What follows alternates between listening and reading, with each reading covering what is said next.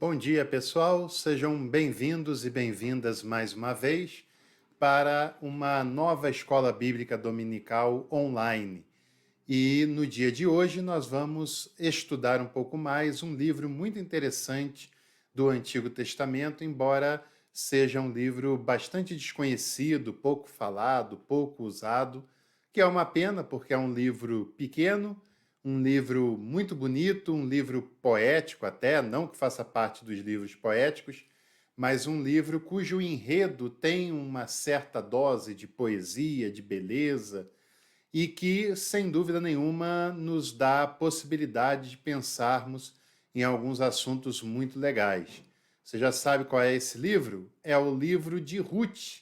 É o livro que está logo na sequência do livro de Juízes, que nós estudamos na semana passada, e logo antes dos livros de Samuel, pelo menos na estrutura da Bíblia cristã, na estrutura do Antigo Testamento que nós conhecemos, porque esse livro na Bíblia hebraica não ficava nessa ordem.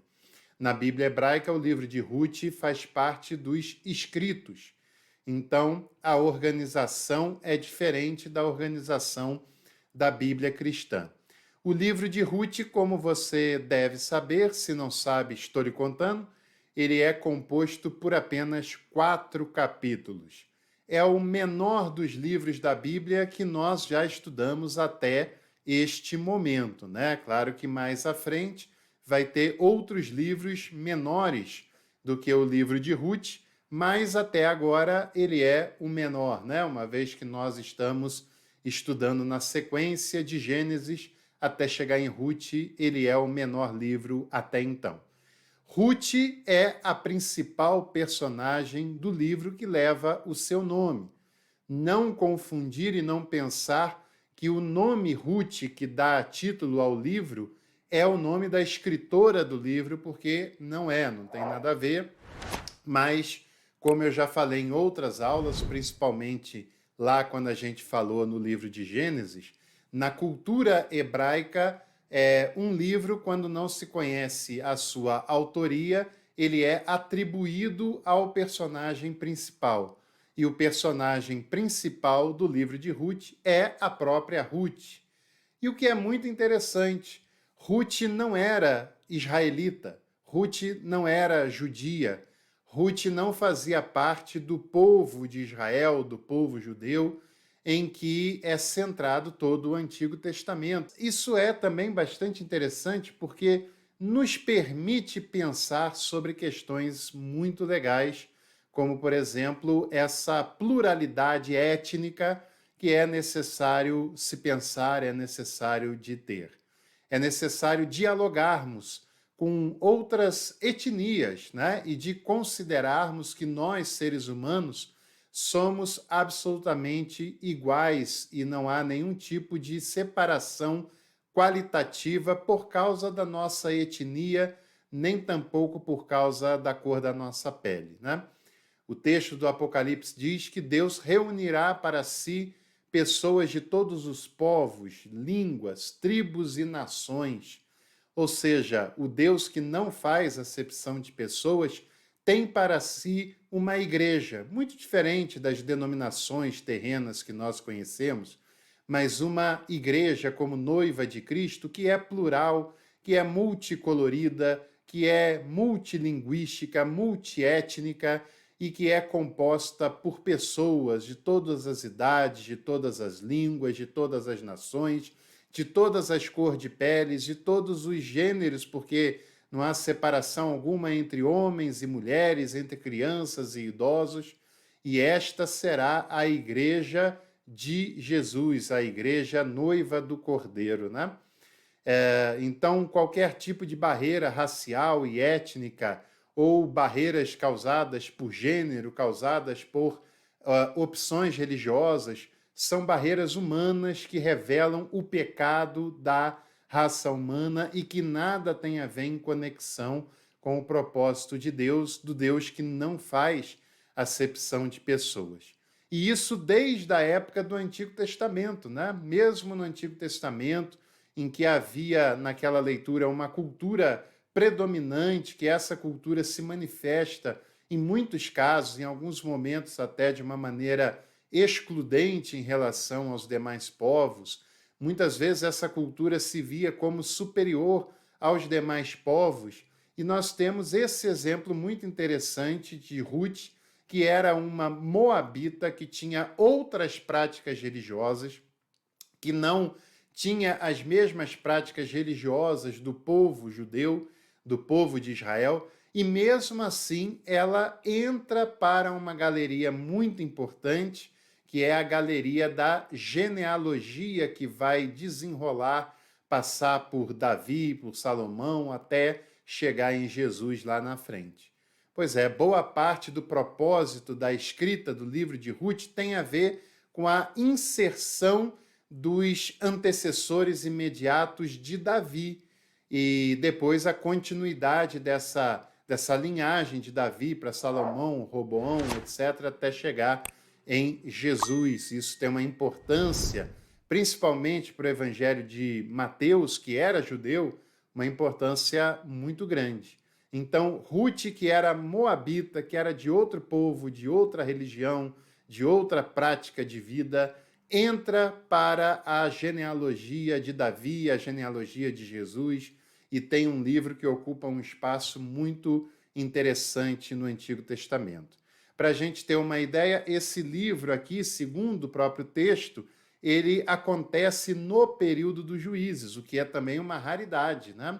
São os dois únicos textos daquele período, pelo menos na sua forma de relatar tal período, né? Há uma discussão sobre quando esse livro foi de fato escrito, quando ele foi formado na sua versão final e quando ele aparece, né, como uma forma final próxima do que nós conhecemos hoje. É importante também a gente dizer que na Bíblia hebraica, Ruth está entre os escritos e que essa parte conta a história de uma família que era de Belém, composta por Elimeleque, que era o patriarca daquela família, a sua esposa, que era Noemi, que também é uma figura-chave para essa história, e os seus 2 filhos. E eles saem de Belém e vão para a terra de Moabe. Na terra de Moabe, você já sabe, a Noemi fica viúva e ela casa os seus 2 filhos com 2 moabitas.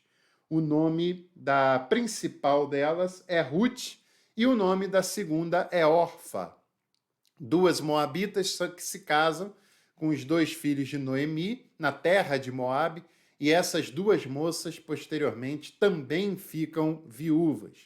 E ali você tem um relato muito interessante, que é um livro da Bíblia cuja história praticamente é centrada nas figuras femininas.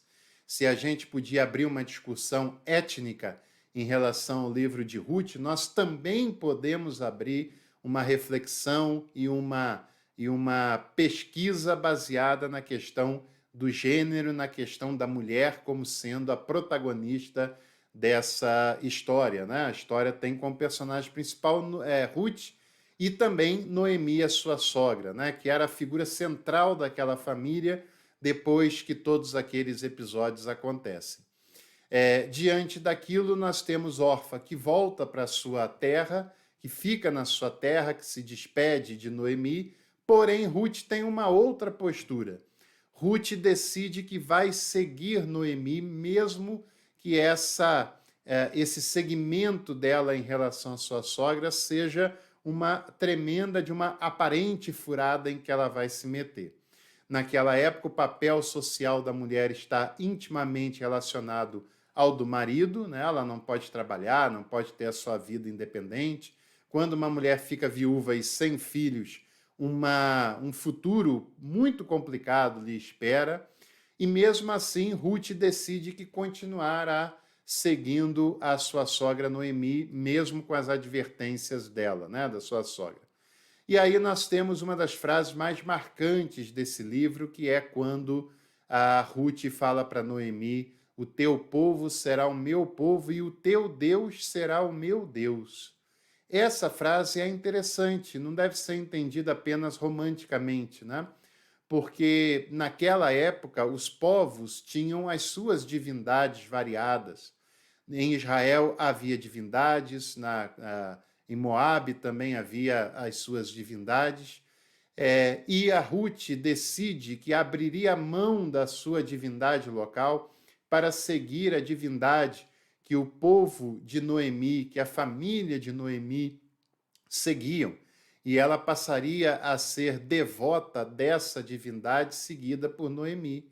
E nós estamos falando não de uma cultura monoteísta, mas nós estamos falando de uma cultura monolátrica, em que os povos, por mais que escolham as suas divindades, eles partem do pressuposto de que existem outras divindades, e essas divindades são consideradas por eles reais, né?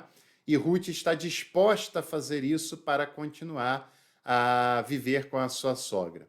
Ruth recolhe espigas no campo de Boaz e depois há uma descoberta de que esse Boaz, né, as espigas, é bom lembrar, são espigas de trigo. Sempre quando a Bíblia fala de espigas, ela está falando do trigo, porque o milho não é conhecido naquela época. O milho é um produto da América, que só é internacionalizado a partir do início do século XVI, então ainda falta muito para essa descoberta, e se descobre que esse Boaz tem algum parentesco com o marido já falecido de Ruth, e que, portanto, ele teria o direito de resgatar Ruth e de tê-la como sua esposa, o que seria, para aquele cenário, uma salvação tanto para o futuro de Ruth, como também para o futuro de Noemi. E Noemi também é uma pessoa bastante preocupada com a sua nora, né? O Boaz era parente de Elimeleque, e aqui nós temos um relato que faz um apontamento para o casamento levirático. O casamento por levirado era aquele casamento em que, se o marido morresse, o irmão mais velho poderia se casar com a viúva, e se ele morresse, o seguinte, e assim sucessivamente.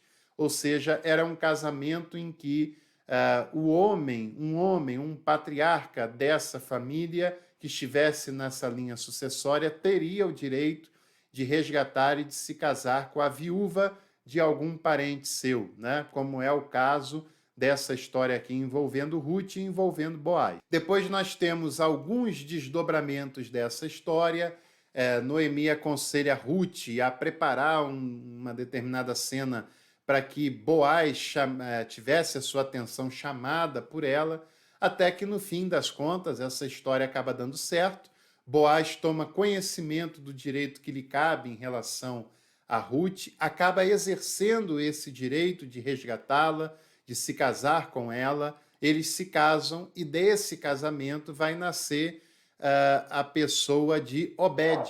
Obed, que vai ser bisavô Obed, que vai ser avô de Davi.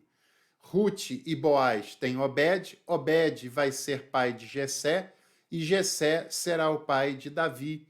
Então nós temos essa genealogia sendo montada com o casamento de Ruth, que era uma moabita, com Boaz, que aparentemente não tinha nada a ver com essa história, mas passa a ter por parentesco com Elimeleque. E a partir desse momento, essas histórias se unem. Nasce Obed, dele nascerá Jessé, e dele nascerá Davi. Então é uma história bastante interessante, que tem ainda uma série de coisas a ser pesquisadas em relação à autoria, em relação à época, em relação a quando foi escrito, mas é um livro muito legal, muito interessante, que nos faz pensar sobre essas questões étnicas, dessas questões da proeminência e do papel da mulher no texto bíblico, da mulher na teologia contemporânea, da mulher no propósito divino, que é um papel idêntico ao papel do homem, né? Porque Deus não faz acepção de pessoas, e a inserção dessa família que vai dar continuidade a uma linhagem messiânica, uma vez que nós lemos e entendemos Jesus como sendo o cumprimento dessa promessa messiânica. Como eu falei, o livro tem apenas 4 capítulos, né?